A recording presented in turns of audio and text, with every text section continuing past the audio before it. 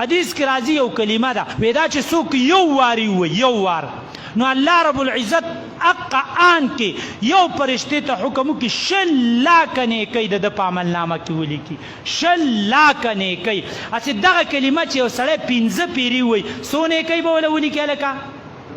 1 کروڑ تا نه تپوس کوم ته چې 1 کروڑ روپۍ ګټې د دنیا ګټه نو چې ماشومې سپینګیری به شي او 1 کروڑ روپۍ بالفرض ګټې نو بله ورځ به ته ځې او دنیا کې به پاتې شي نو چې دغه کلمه ځان له وظیفه وګرځوئ او د ورځې 15 پیرې وایې نو د ورځې د مونځ روجې زکات عبادات درود مونځ نفل د قرآن تلاوت د دې نه علاوه د دواړو جهانو سردار رسول الله مبارک د خولې د مبارک وینا مطابق 1 کروڑ نیکۍ به د الله په عملنامه کې لیکي هلکه دا هم خوښه ده او که نه 1 کروڑ نیکۍ هغه کلمه دا د ټول ملګري وایي لا اله الا الله وحده لا شریک له احدا صمدا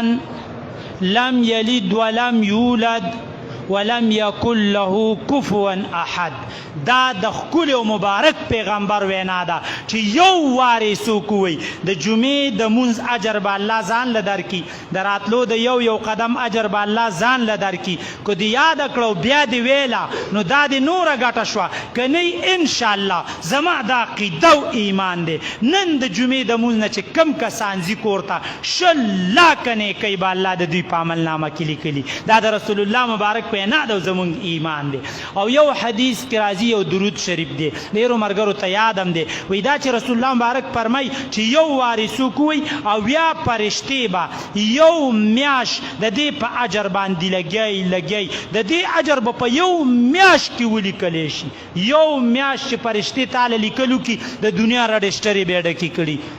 جزا الله عنا محمدا صلی الله علیه و آله وسلم ما هو اهله